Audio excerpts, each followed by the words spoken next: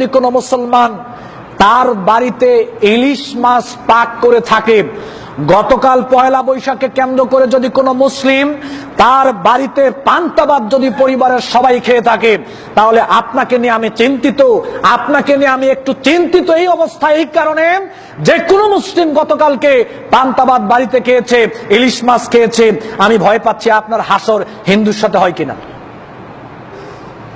আমি আপনাকে নিয়ে চিন্তিত, আপনার হাসরটা পরকালে হিন্দুদের সাথে হয় কিনা। কেন? এটা হিন্দু সংস্কৃতি। আমি চিন্তিত যে পরকালে আপনি হিন্দুর সাথে থাকবেন কিনা, পরকালে হিন্দুদের সাথে আপনার হাসর হয় কিনা, এটা নিয়ে আমি ভয় পাচ্ছি।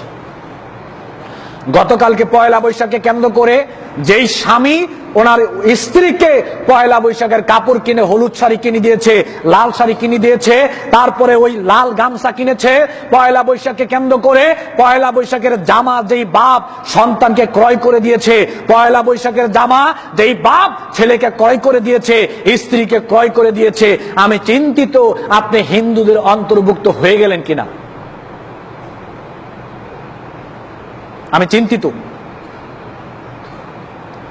পয়লা বৈশাখকে কেন্দ্র করে যেই লোক রাস্তার মধ্যে বিলবোর্ড ছাপিয়েছে, মুসলিম সন্তান, তার নাম আব্দুল্লাহ আব্দুর রহিম, ওই মুসলিম সন্তান যদি রাস্তার মধ্যে বিলবোর্ড ছাপায় পয়লা বৈশাখের শারদীয় পয়লা বৈশাখের শুভেচ্ছা, আমি চিন্তিত আপনাকে নিয়ে পরকালে আপনার হাসর হিন্দুর সাথে হয় কিনা। কোন মুসলিম ছেলে কোনদিন পয়লা বৈশাখের শুভেচ্ছা জানাতে পারে? অসম্ভব। পয়লা বৈশাখ যারা পালন করেছেন গতকাল, অথচ আপনি আজকে জুমার সালাতের মুসল্লি। পয়লা বৈশাখ গতকালকে যারা পালন করেছেন, অথচ আজকে আপনি মুসলিম, ওই সালাতের আপনি মুসল্লি। আমি আপনাকে নিয়ে ভয় পাচ্ছি আপনার হাসর পরকালে হিন্দুদের সাথে হয় কিনা। যেহেতু আল্লাহ নবী বলছেন, মান তাশাব্বাহা বিকাউমিন ফাহুয়া মিনহুম, যে জাতি অন্য জাতির সংস্কৃতি পালন করবে সে তাদের অন্তর্ভুক্ত। আল মারউ মা মান আহাব্বা, যে যাকে ভালোবাসবে, যার সংস্কৃতিকে যে ভালোবাসবে, তার হাসর তার সাথে হবে। বিপদে পড়ে গেছেন যারা গতকালকে পয়লা বৈশাখ পালন করেছেন। আজই আপনাকে তওবা করতে হবে।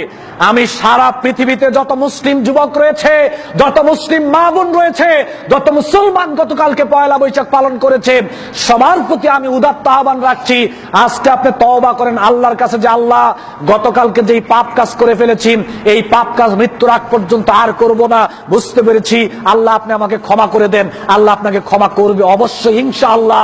আপনি আল্লাহর কাছে ক্ষমা চান। আর যদি আল্লাহর কাছে ক্ষমা না চান, জুমার সালাত আদায় করলেও লাভ নাই। কেন আপনি পয়লা বৈশাখ মুসলিম হয়ে পালন করলেন, এর জন্য পরকালে অবশ্যই আপনাকে আমাকে জবাবদিহি করতে হবে। আর ভয় পাচ্ছি ওইটা নিয়ে যে হিন্দুর সাথে আপনার হাসরটা হয় কিনা।